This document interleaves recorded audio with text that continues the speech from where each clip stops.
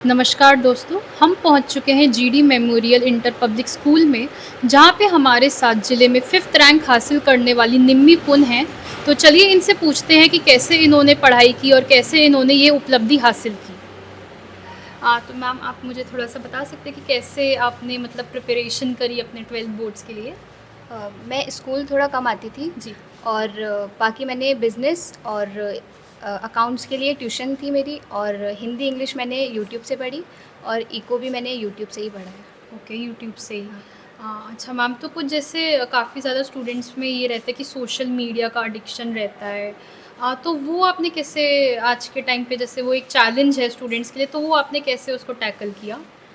पहले मैं भी मतलब रील्स बहुत पसंद था देखना, लेकिन जब बोर्ड्स आए तो मैंने जी। 11th की एंड से ही सोशल मीडिया कम कर दिया था। ठीक और है। बाकी जब मैं फ़ोन देखती थी तो यूट्यूब पे मैं पढ़ाई से रिलेटेड देखती थी, और कभी-कभी मन करता था तो माइंड फ्रेश करने के लिए दूसरी वीडियोस देख लिया करती ओके। थी। बाकी सोशल मीडिया काफ़ी कम कर दिया था।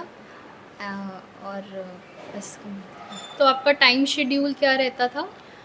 मेरा कुछ ऐसा नहीं था कि मुझे सुबह जल्दी उठ के पढ़ना है या शाम को पढ़ना है।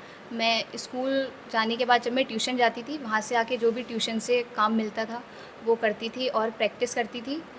बाकी न्यूमेरिकल्स अच्छे से उसकी प्रैक्टिस करना, और जो थ्योरी है उसको भी मैं लिख के देखती थी, ताकि मुझे पता रहे कि कहाँ से स्टार्ट करना है।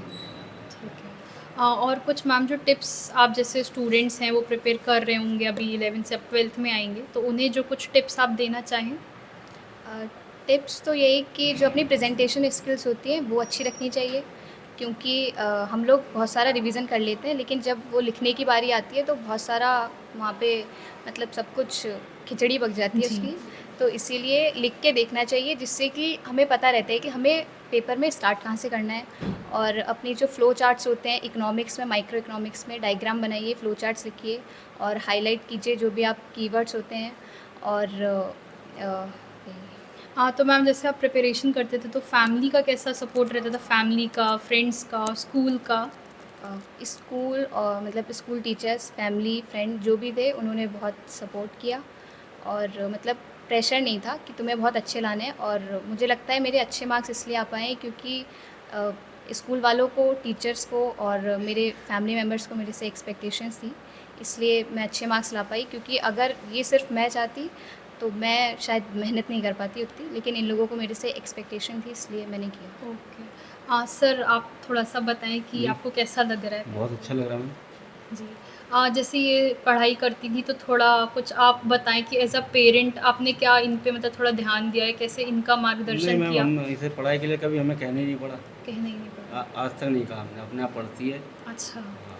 जी, अच्छी बात है। और कुछ जैसे जो आप इनका ध्यान रखते हो, जैसे जो आप हम लोग को थोड़ा-सा बताना चाहिए कि इन्होंने इस चीज़ पे बहुत ध्यान दिया और बहुत फ़ोकस्ड होके ये चीज़ करी पर्टिकुलर जो आपने ऑब्ज़र्व करी हो, तो वो नहीं, वो इनकी तो मैम कुछ। अपने आप करती थी, हम तो कुछ नहीं करते थे। अच्छा, अच्छा। कुछ टिप्स या कोई सफलता का मंत्र जो आप थोड़ा-सा देना चाहें?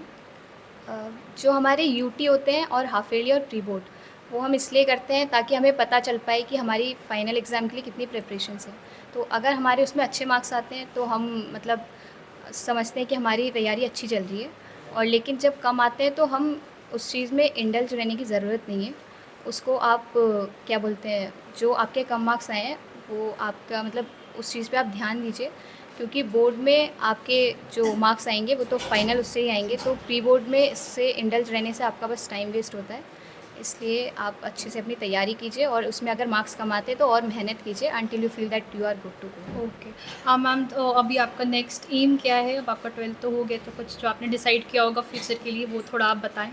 अ, क्योंकि मैं कॉमर्स स्ट्रीम जी, से हाँ हूँ, जी। इसलिए मैं बीबीए करना चाहती हूँ। ओके, लेकिन मुझे कॉर्पोरेट सेक्टर में इतना इंटरेस्ट नहीं है, लेकिन मैं वो इसलिए कर रही हूँ क्योंकि मुझे मतलब बीए नहीं करना है, वैसे मुझे सिविल सर्वेंट बनना है। ओके, तो मैं ओके। बीबीए करूँगी और ऑप्शनल में मैनेजमेंट लूँगी, इसलिए मैं बीबीए कर रही हूँ।